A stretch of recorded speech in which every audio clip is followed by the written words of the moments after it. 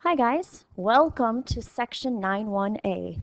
We've already talked about vocab, so I'm feeling like we can go through a lot of this stuff and just talk and make sure that you know the next step and how to use all this information. So first of all, that you know a quadratic function is not linear.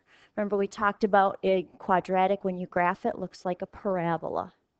So the graph is not a straight line like our y equals mx plus b. Our standard form, and we've used this when we factored, is y equals ax squared plus bx plus c. When we factored, we figured out what multiplied to a times c but added to b. When we graph quadratics, we use our a, b, and c all over again. Parent function, in the first semester we talked about parent functions. It's the most basic graph, and we'll talk about this and build on this a little bit later. But it's y equals x squared. And hopefully you know the shape of the graph of a quadratic function is a parabola. So it's a nice new terminology, it rolls off the tongue. The y-intercept is shouting at you if you know where to look for it in your standard form. It is the c value.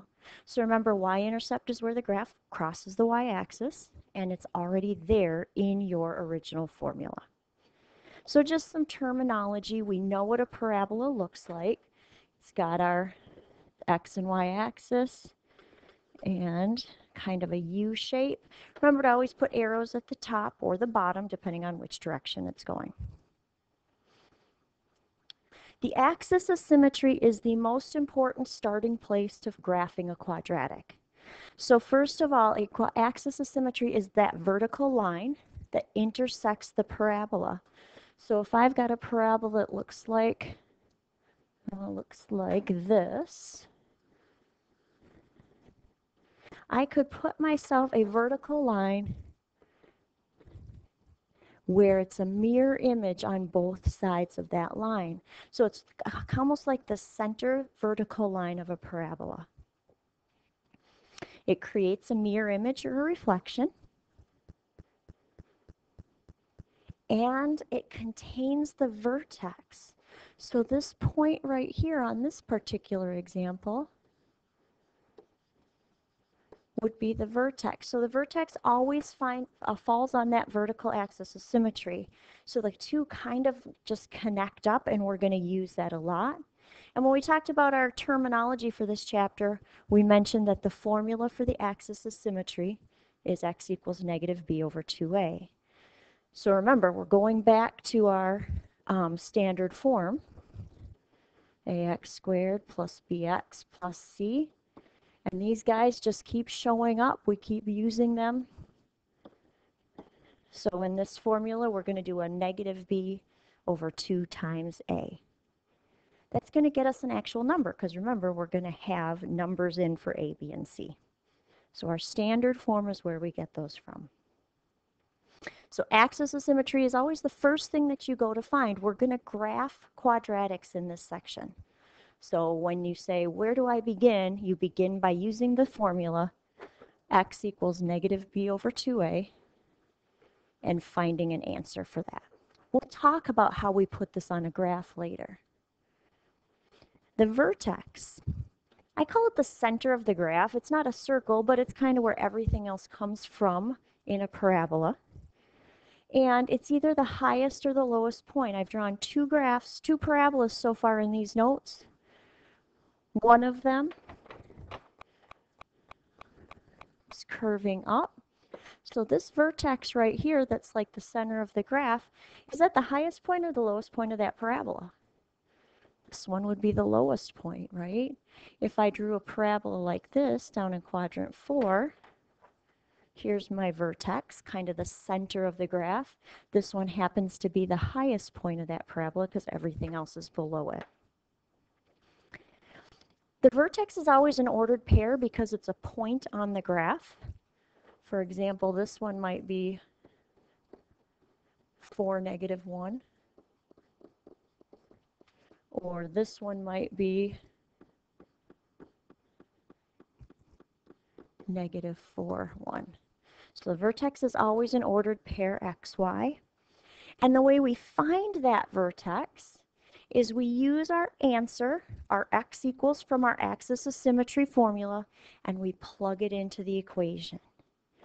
So our ordered pair is going to look like this. It's kind of a weird way to write it, but our answer from negative b over 2a is what x equals, right? So that goes in the x spot.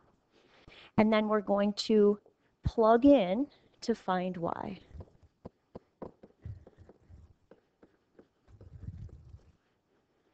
So we've got to do a little bit of math. One math problem, negative b over 2a to find the x value. Use that answer into the original equation, the standard form equation, to find the rest of the vertex. So when you find the axis of symmetry, you find that vertical line, but you also find the first half of your vertex. Mins and maxes. This one is, everybody seems to think is really easy. So notice up here I typed up the equation for standard form. So we all know that. A parabola opens up when the a value is positive. So in other words, this parabola that I just graphed might be something like y equals x squared. My number out in front of that x squared is 1. It's a positive 1. This parabola that I graphed over here also has a lowest point. We call it a min or a minimum. Lowest point, minimum, right? That makes sense. So just exactly the opposite, a parabola opens down when your a value is negative. So I might have something like this, and I'd say y equals negative 2x squared plus 3x minus 1. Here's my a value. It's negative 2. It's a negative value, so that parabola opens down. It also means that we've got a maximum point on that parabola. It's the highest point, so it's the max. And then, I already sort of mentioned this, but your min or your max value is always that y value of the vertex. So here, my minimum, it looks like it's at 0, right? Over 0, up 0. Here, my max value looks like it's at, didn't graph it very well, but maybe negative 1-ish.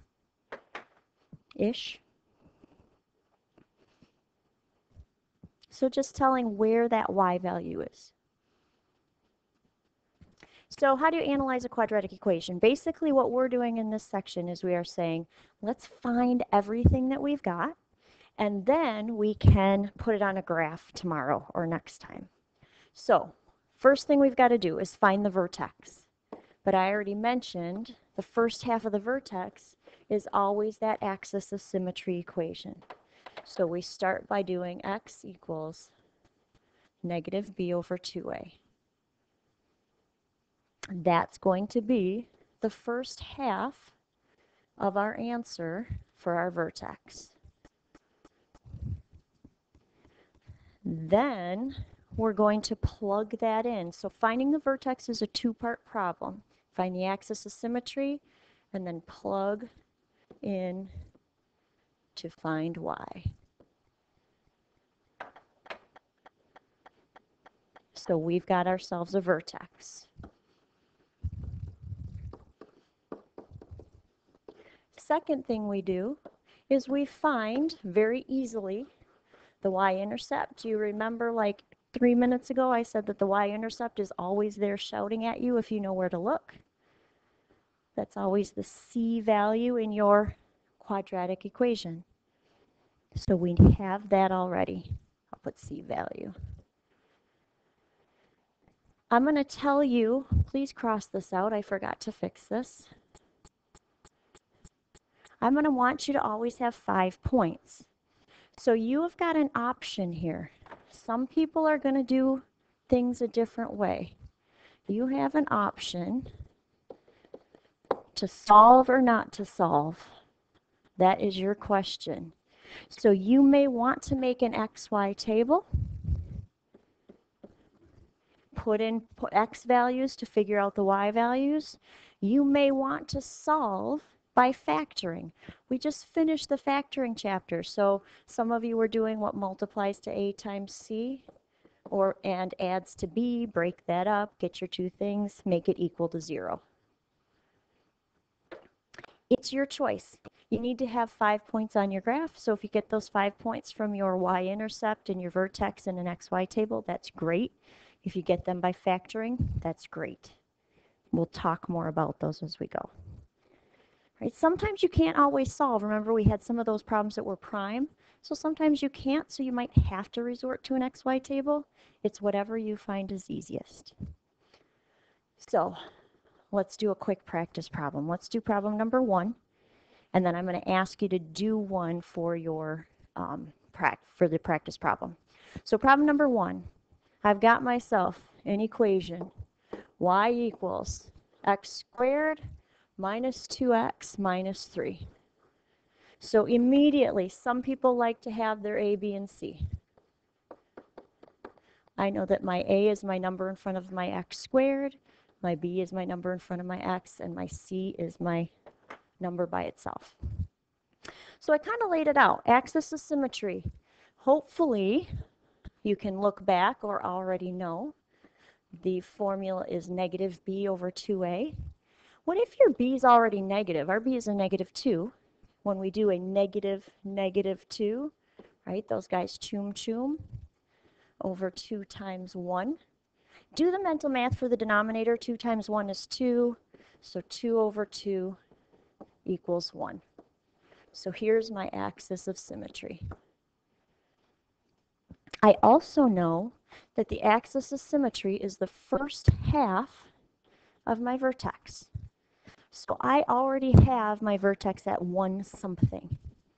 This is what I was talking about. We're going to plug in this value into the original equation, and we're going to do some math. So when I do my vertex, I've got y equals, notice it's telling me what value it is. It's y. Y equals 1 squared minus 2 times 1 minus 3. You might go to your calculator for that. When I did the math, I ended up with a negative 4. 1 minus 2 minus 3 is negative 4. Now I have the vertex, I have the axis of symmetry, so I know where this parabola kind of has a center. Now I need to know if it opens up or down. So is that vertex negative 1, or sorry, a positive 1, negative 4, a max or a min? Well, is our a value positive or negative? So if our a value is positive, whoops, I circled the wrong one, don't do that.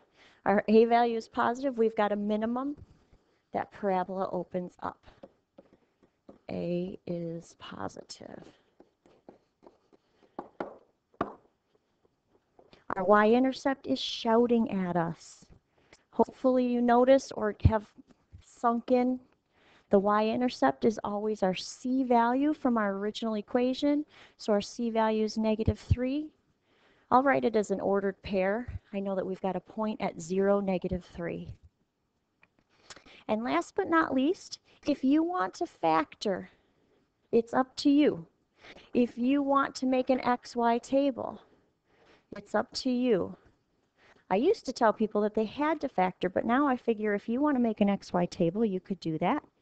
So if you're going to factor, you would go back to your original equation. Instead of having y equals, you would do 0 equals. Now I'm going to do this in speed round. Think about what multiplies to negative 3 but adds to negative 2. When I factor that, I'm going to end up with this. So I know I did that fast and in my head, but once I do that, if it says to solve, find the solutions. Remember, this is where I make each one equal to 0 and solve it. So I know that I've got a solution at 3 and a solution at negative 1. Put those guys in my set notation. Here's the thing. We mentioned this yesterday, or during the vocab. These solutions are points on the x-axis. They are solutions, roots, or zeros, points on the x-axis. If you wanted to make an xy table, we'll talk about this more, but my little note or hint is to put your vertex in the middle, and then to count up, V for vertex, count up and count down 2 in each direction, because remember I said I want you to have 5 points. So I would count down to 0 and -1, up to 2 and 3, put those values into your original equation, and figure out what your y values are. All right, we'll talk more about how to put those guys on the graph. So let's do problem number 2. So problem number 2, let's just talk our way. I'm going to tell you that this is your practice problem. So when I come around to look at your notes, I'm going to ask that you show me problem number 2. Remember to go back into pause and all those kinds of things. So first thing I would probably do is to jot down my A, B, and C somewhere on the side. In this equation, what's your A value? B value and C value. Be very careful on your signs. The only negative is on your A. So I'm going to tell you to start by finding your axis of symmetry. Do you know your formula for that yet? You will if you don't. Plug that in. Once you do that answer, find that answer, you're actually going to know the first half of your vertex. It comes out to a fraction or a decimal. Don't be scared. I'm going to ask you to finish finding your vertex. Tell me if it's a max or a min. The y-intercept, you might already be able to tell me what it is. And then remember, you can factor or make an xy table. This one does factor. I would take out a GCF of a -2 to start, just to make it easier. Remember, if you are going to factor, change it into 0 equals.